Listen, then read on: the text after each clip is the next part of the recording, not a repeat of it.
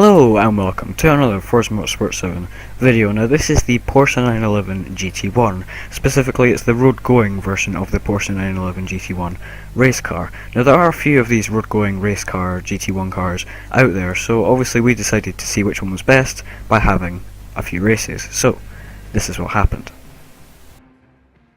So these are the cars that we'd be racing: my Porsche 911 GT1, the Mercedes CLK GTR and the McLaren F1 GT. Now we noticed right off the start that the CLK GTR got a much better start than my Porsche. That could be because my Porsche only has about 530 horsepower and both the Mercedes and the McLaren have about 620 horsepower. However, the Mercedes is about 500 pounds heavier than both my Porsche and the McLaren. So yeah, it's a fairly even match up here. So yeah, our first race was at Mugello, and I really like this corner, this sort of downhill sweeping corner. However, Game & Doctor Who was driving the Mercedes, got a little bit sideways coming out of the corner, and well, slightly pushed the Mercedes a little bit too hard and went into the gravel. Now, there's a very fine line between driving these cars as fast as they can go, absolutely on the limit, and spinning off backwards into the gravel. It's very easy to get to make a mistake in these cars.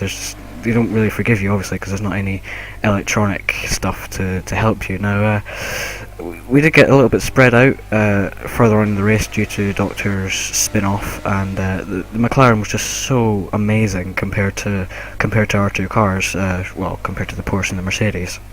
I just had the edge on grip, had the edge on handling, and is about 200 pounds lighter than my Porsche. Now, a lap or so on with the Mercedes, Doctor was pushing his Mercedes as hard as it would go to try and keep up, to try and overtake my Porsche, but I just gained so much of a gap due to his crash. He had gained a little bit, but it just wasn't enough. No matter how hard he pushed the Mercedes, he wasn't catching up that much. Now, a little bit further on, I managed to actually catch up with the McLaren. I think Tiggoz, who was driving the McLaren, had a little bit of a mistake. It's very hard to push the McLaren so hard that it gets sideways. It's much easier to do that with the Porsche and the Mercedes, as I learned driving them in practice. Well, I mean, you can get the McLaren out of shape, but it is fairly difficult. It's more difficult anyway than the Porsche and the Mercedes to get out of shape. Even though Tiggoz does slightly get it sideways here. Coming through the last corner of the final lap, I try everything to try and get past the McLaren. However, it just isn't enough. My Porsche doesn't have the grip, doesn't have the power to get past the McLaren, so the McLaren would bag a first place in the first race.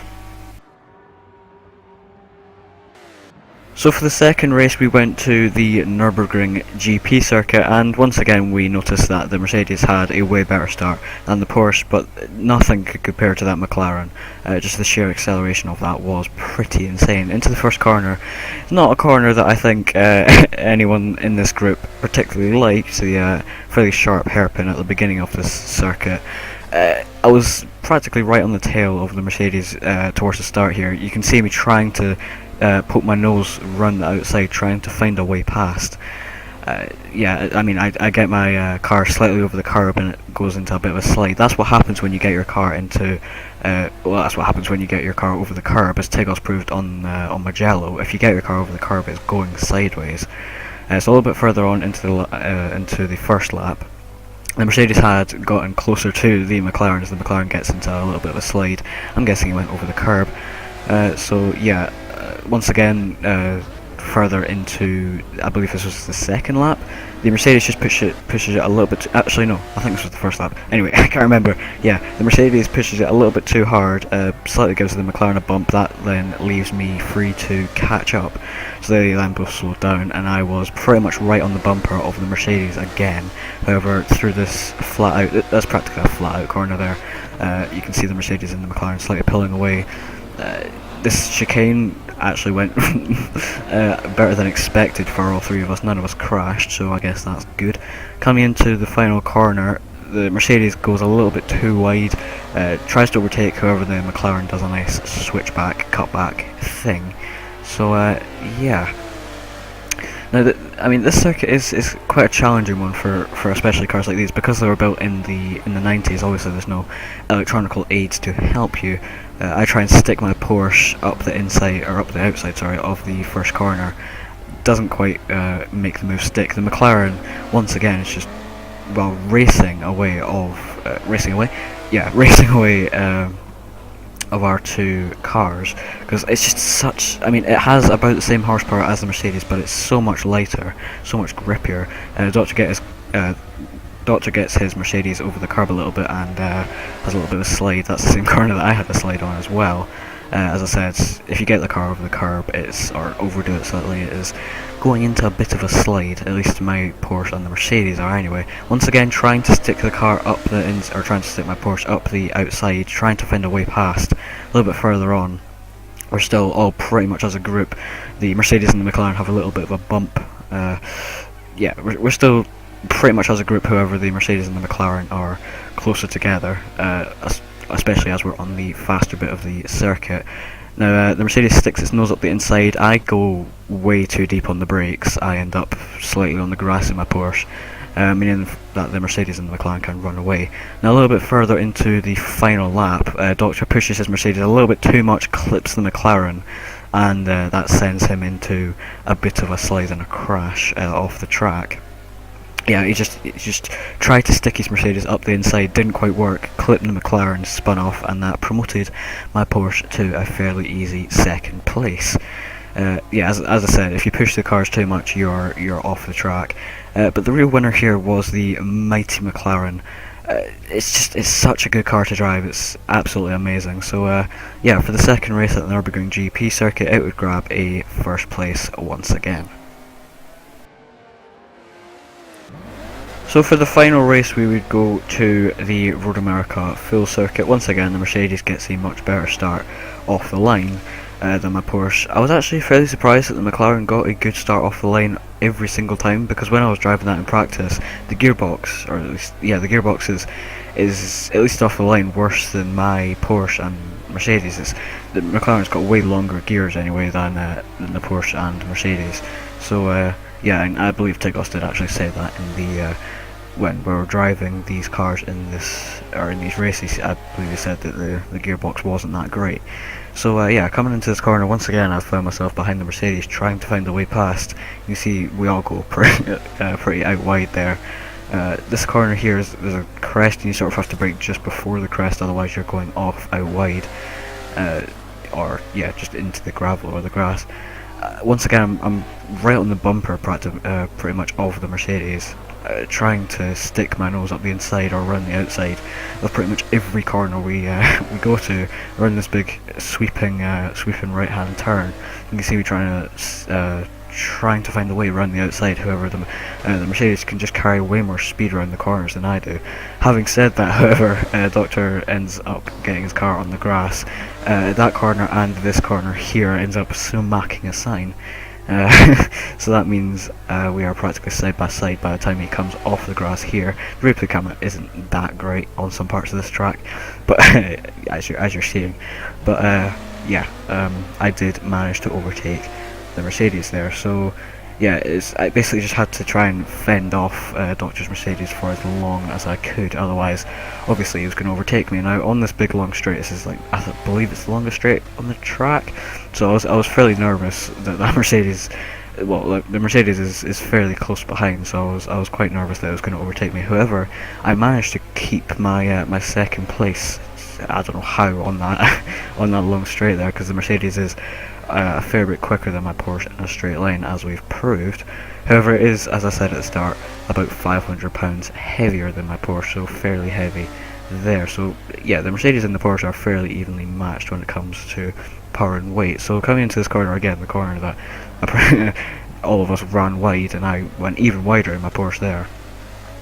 Yeah, I'm not a huge fan of that corner. However, this corner and the next one I like quite a lot, because if you get the correct line through this corner and the next corner here, it's very satisfying. Like this corner here, if you get a good line, because it slightly goes downhill, it sort of boosts you. And I believe Doctor went a bit on the grass there, so he didn't get it quite right. He tries to stick his nose up the inside, trying to find a way past once again. We've pretty much swapped roles for the next lap. Coming around this sweeping corner, once again I was nervous that he was going to find the extra grip, the extra power, and overtake me on this corner. However, he doesn't do it on the corner, but going onto the straight, we go alongside. go alongside each other. The replay camera doesn't really showcase showcase this that well, but he does actually make the overtake stick and get ahead of my Porsche. So yeah, now up ahead, way up ahead, the McLaren F1 GT was having a very clean race with no Porsche or Mercedes to worry about. Just once again, the power and the grip of this is just way better than my at least my Porsche. So yeah, further back, me and Doctor were still having a battle. Personally, I would prefer, like, if you ask me in this race would I've changed to the McLaren, I'd probably say no, because this battle was really exciting. Me and Doctor had a really good battle this race anyway. So yeah, I try and stick my nose up the inside. I overtake briefly, and then Doctor gets a better line through the corner in the end, and he manages to overtake me there. Coming over the crests, once again you can see he's got the better line, just parks his car on the inside curb there, and yeah, gets ahead, and I now have to, I'm back to square one, trying to push my Porsche as hard as I can to get past him. I just once again try and get around the outside, but he has the better line, and once again the better power and grip. So yeah, a little bit further on, I believe this was the final lap. Just yeah, he's pulling away because it has the better straight line speed, and slightly better handling as well. So yeah, the final corner here, Doctor's Mercedes gets a little bit out of shape. This is on the final lap, so I use that to my advantage. I get the better run out of the corner. I'm very close behind him. However, it is the Mercedes that would take second place in that race. So that just shows that when the Mercedes doesn't crash off track, and we actually get a fair race, sorry, that we can actually have the Mercedes come in second. So yeah. So now that we've seen which is quicker on the track, and that is clearly the McLaren, we decided to see which is quicker on a drag strip. So the as I was saying before, the McLaren's gearbox just isn't too great off the line. Clearly, it bogs it down. I think the drag strip ground at the start is stickier than a usual track, and the McLaren's gearbox, because it's longer than both the Mercedes and the Porsche's gearbox, just bogs it down off the start. As you can see, it gets ahead for a little bit, but then it doesn't really spin its wheels, whereas my Porsche does spin its wheels, and the McLaren's gearbox just bogs it down off the line. Obviously, with the Mercedes having more power, it can get away from my Porsche. The McLaren gains a little bit on my Porsche, but not enough to overtake it and get a quicker quarter mile time.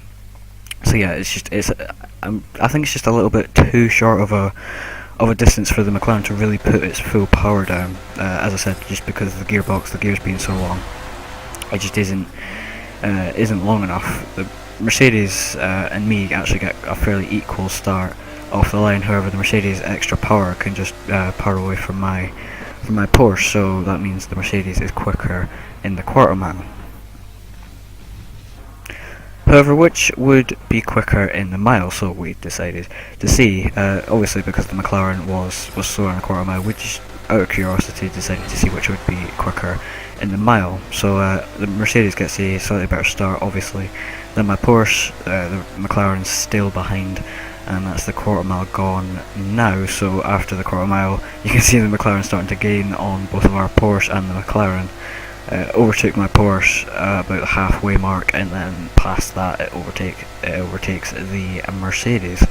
So yeah, in the mile drag race, the McLaren is quicker than both my Mercedes and Porsche.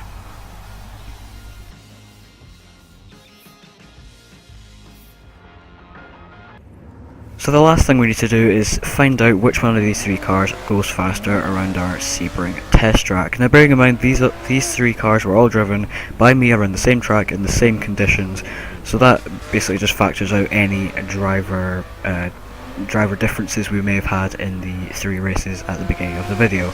Now we can see straight off that the McLaren and the Mercedes are, well, a good half a second or so ahead of the Porsche right now. You can just tell by looking at the split screen. You don't really need to look hard to see that the McLaren and the Mercedes are clearly ahead of the Porsche. Now, so yeah, I mean, I did notice differences when I drove all three of them around the same track. The Porsche doesn't grip anywhere near as well as the Mercedes and the McLaren, and personally, if I were to pick one of them, it would either be to buy anyway, would be the Mercedes or the McLaren, just from the way they drive. So the Mercedes and the McLaren are now coming onto the finishing straight, as is the Porsche. The Porsche is just it's a bit loose, as I like to describe it, around corners. So the McLaren and the Mercedes are coming up to the finish line now, and there's the Porsche. So yeah, all three cars have now gone round our test track. So a look at the leaderboard confirms that the McLaren F1 GT was in fact the quickest. It's in fact the quickest car we've ever had around the test track so far, getting a 1 minute 9.56. The CLK GTR Mercedes getting a 1 minute 10.23, and the Porsche 911 GT1 getting a 1 minute 11.96. Still all pretty impressive times considering all the cars are pretty much 30 years old. So if you do want one of these GT1 road-going cars, then you're best off going with this McLaren F1 GT. So if you enjoyed this video, please make sure to like, comment and subscribe if you haven't already to my channel. But until the next video, goodbye.